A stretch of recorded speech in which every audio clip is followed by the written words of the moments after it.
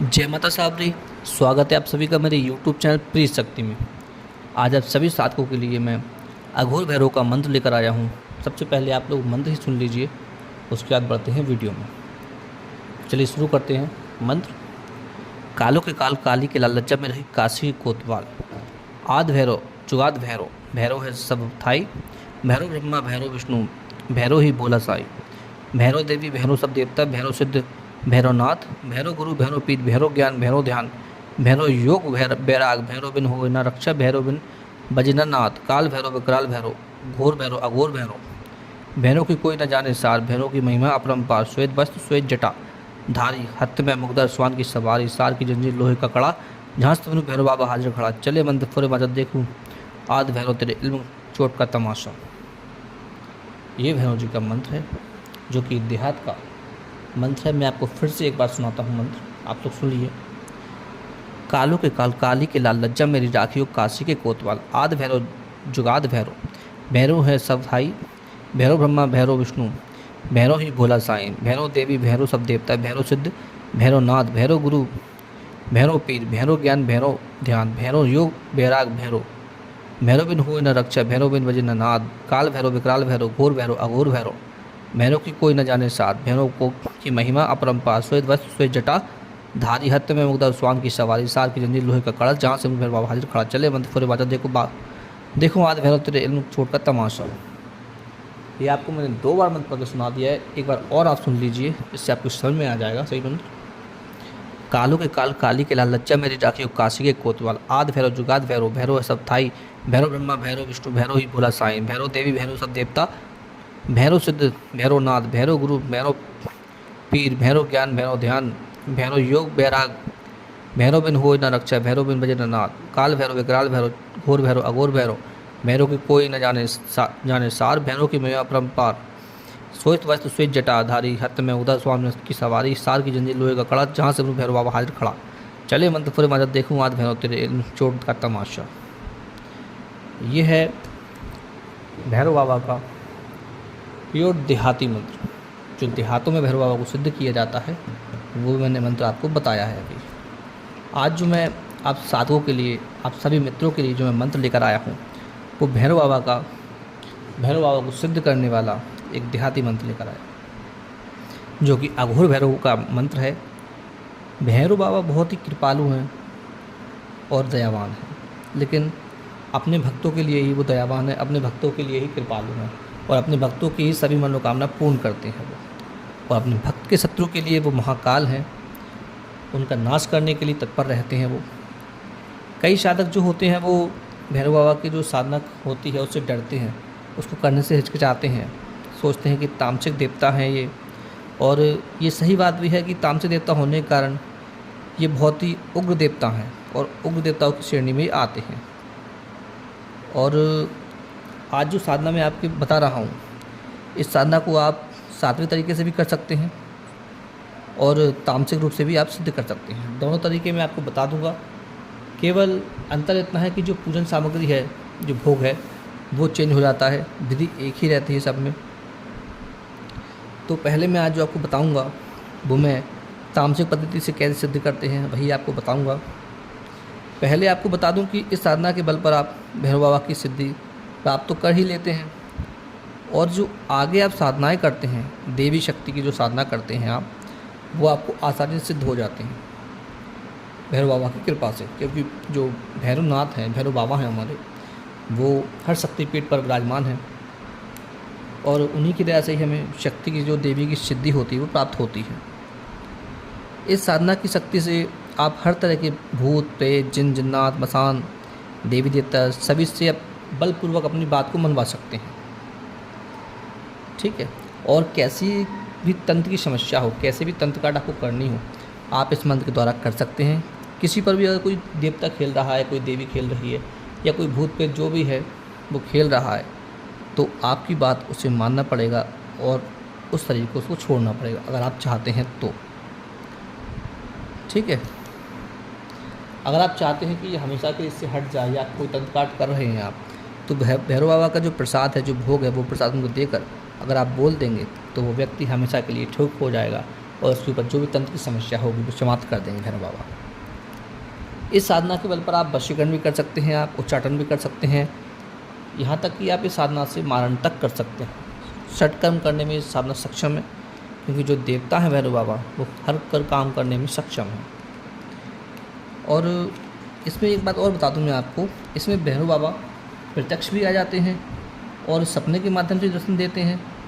ये सब आपकी साधना के ऊपर निर्भर करता है, कैसे आप साधना करते हैं, कितना आपके अंदर बल है। ठीक है, काम आप अपने बुद्धि विवेक से ले सकते हैं, जैसा आप काम कराना चाहते हैं। बहुत सारे काम जो वीडियो में बताए नहीं जाते उस तरह के काम भी आप ले सकते हैं इनसे। इस साधना में जो भैरव बाबा प्रत्यक्ष होते हैं वो बहुत ही उग्र रूप में प्रत्यक्ष होते हैं। किसी किसी साधक को ये प्रत्यक्ष अनुभूति नहीं हो पाती है, लेकिन ये मंत्र सिद्ध जरूर होता है। इस मंत्र की आप सिद्धि करते हैं तो हर कार्य के लिए मंत्र सिद्ध हो जाता है। अगर प्रत्यक्ष अनुभूति नहीं होती तो कोई बात नहीं, ठीक है। लेकिन ये मंत्र भैरव बाबा के दर्शन कराने में आपको सक्षम है। और आप अगर स्वयं में सक्षम हैं भैरव बाबा के दर्शन करने में, तभी आप ये साधना करें। अगर आप डरते हैं, कोई भय लगता है आपको या आपके गुरु नहीं है, तो ये साधना आप बिल्कुल भी ना करें। तो चलिए बताता हूँ पहले आपको तामसिक विधान कि इस साधना का तामसिक विधान क्या है, पहले आप वो सुन लीजिए। सबसे पहले तो आपके गुरु होना आवश्यक है, कोई ना कोई आपके गुरु होना बहुत ही आवश्यक है जो आपका मार्गदर्शन कर सके। और गुरु के सानिध्य में रहकर ये आपको साधना करनी है, ठीक है। और उसके बाद आपके पास कोई सुरक्षा कवच होना चाहिए। किसका? देवी का, यानी माता दुर्गा का मान लीजिए, दुर्गा कवच होना चाहिए, या काली कवच, या इन दोनों में किसी का भी सुरक्षा मंत्र आपके पास होना चाहिए। या भगवान श्री राम का सुरक्षा मंत्र होना चाहिए, श्री हनुमान जी का भी आप सुरक्षा अगर मंत्र आपके पास है तो उसका भी इसमें आप प्रयोग कर सकते हैं, ठीक है। ये कवच आपके पास होना चाहिए, गुरु आपके साथ होना चाहिए। आप इस मंत्र को याद करने के पश्चात ही साधना पे बैठेंगे। जैसे मैं आपको बता दूं कि जैसे काल भैरव अष्टमी पड़ती है उस समय से आपको ये साधना प्रारंभ करनी है। साधना कैसे प्रारंभ करनी है कि आपको शिव मंदिर जाना है सुबह सुबह, और जो भी शिव भगवान की जो पूजा होती है वो पूजा दर्शन करके भगवान से प्रार्थना करनी है साधना में सफलता के लिए, और उनको बता के आना है कि मैं ये साधना कर रहा हूँ और मुझे साधना में सफलता मिले और आप मेरी सुरक्षा करना। ऐसी प्रार्थना करके आना है आपको, ठीक है। ये क्रिया आपको जब तक साधना चलेगी तब तक रोज़ करना है, ठीक है। फिर आते हैं, अगर आपके पास में कोई भैरव मंदिर है तो रात्रि में 8 बजे के बाद आप वहाँ पे आप जा सकते हैं, अगर कोई भैरव मंदिर है तो। अगर भैरव मंदिर नहीं है तो फिर आप शमशान में जा सकते हैं। अगर शमशान आप नहीं जाना चाहते या नहीं जा सकते तो आप किसी वन में जा सकते हैं, और वन में जाकर आपको कोई भी तिकोना एक पत्थर देखकर उसके ऊपर सिंदूर लगाकर भैरव रूप मानकर उसकी पूजा आपको करनी है। लेकिन घर पे आप ये साधना नहीं कर सकते, आपको थोड़ी समस्या आ जाएगी, इसलिए बोल रहा हूँ। कोई जंगल में, शमशान में या फिर शिव मंदिर में ये साधना आप कर सकते हैं। सॉरी, भैरव मंदिर में। शिव मंदिर में तो आपको सुबह जाना है। अब क्या क्या सामग्री आप लेकर जाएंगे जब साधना में जाएंगे, तो क्या क्या लेकर जाना है आपको। जब आप साधना के लिए जाएंगे तो एक नींबू जाएगा आपके साथ में, शराब, दीपक, धूप, गूगल, अगरबत्ती, एक जल का कोई भी पात्र, काला आसन, सरसों का तेल, ये आपको लेकर जाना है साथ में। और सुबह आप शिव जी के मंदिर गए, वहाँ से प्रार्थना करके रात्रि में आपको साधना करनी है। रोज़ आपको शिव मंदिर जाना है, तब तक साधना चलेगी, और रात्रिकालीन साधना करनी है आपको, ठीक। जैसे ही आप जहाँ पूजा कर रहे हैं या सिद्धि कर रहे हैं वहाँ जाएंगे, तो आप जाने के पश्चात सबसे पहले वहाँ पे आप जो भैरव जी की मूर्ति है या जो भी पत्थर आपने भैरव जी के नाम से रखा है या उनकी मूर्ति के रूप में रखा है, उसके सिंदूर लगाएंगे, दीपक जलाएंगे, अगरबत्ती लगाएंगे, और जो सूखा गोबर है उसको सुलगा कर अंगारा बनाकर उसके ऊपर गूगल छोड़ते जाएंगे, धूप छोड़ते जाएंगे, थोड़ा थोड़ा सरसों का तेल डालते जाएंगे दीपक के आगे रखकर, ठीक है। ये क्रिया आपने कर दी। नींबू, शराब, जो भी सामान आप लेके गए साथ में, जल का पात्र पास में रख लेंगे। फिर अपना आसन है जो काला आसन आप बिछाएंगे, और अपना सुरक्षा मंत्र आप जैसे भी लगाते हैं सुरक्षा मंत्र, वो सुरक्षा मंत्र लगा लेंगे या रिंगण लगा लेंगे, जैसे भी आप लगाते हैं।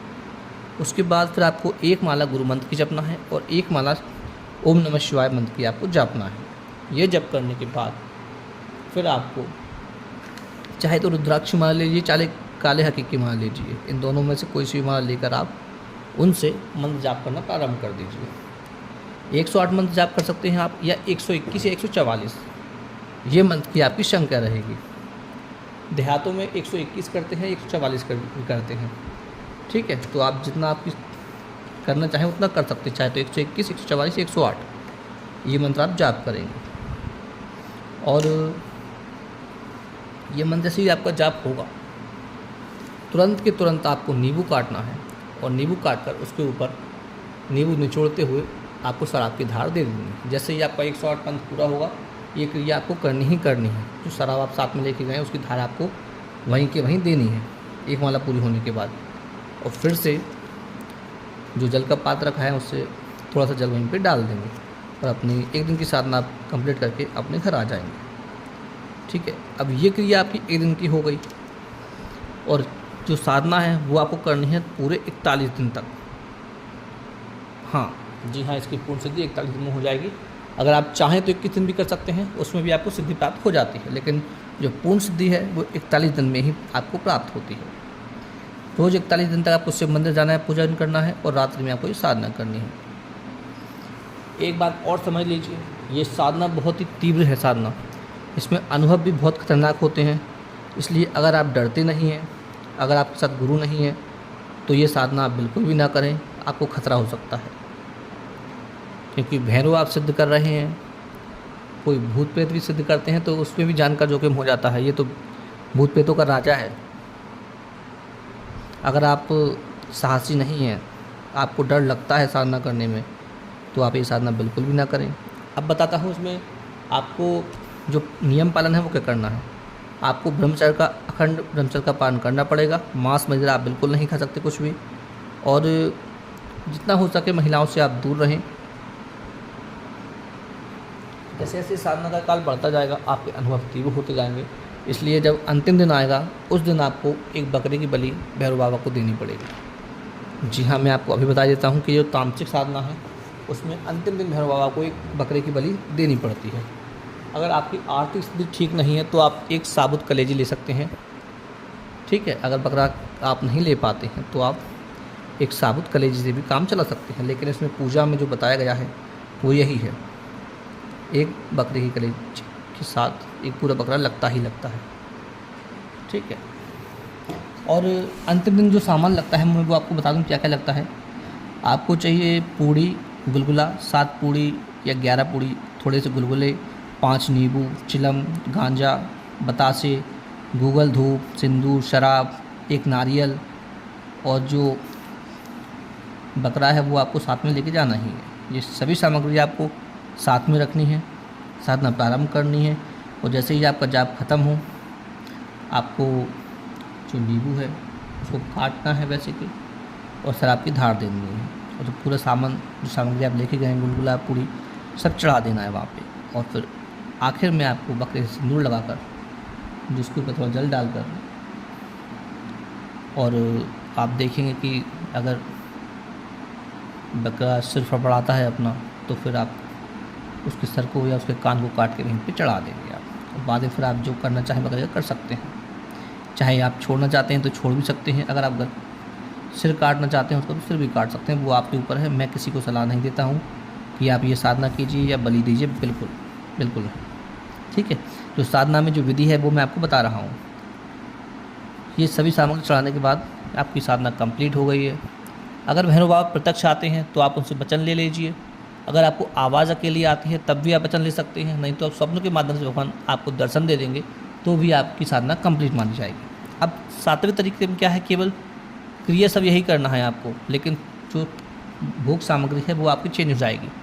इसमें आपको उड़द के बड़े हैं वो चढ़ाने पड़ेंगे, पूड़ी, गुलगुला, नींबू, चिलम, बतासे, नारियल, ये सब वैसा का वैसा रहेगा कि बकरा हट जाएगा, कलेजी हट जाएगी, और उड़द के बड़े इसमें शामिल हो जाएंगे, शराब भी रहेगी इसमें। ये 7वें के लिए पूजन सामग्री है। अब आपको बता दूं, मैं इस साधना से अगर होने वाली कोई भी हानि या लाभ के आप स्वयं जिम्मेदार रहेंगे।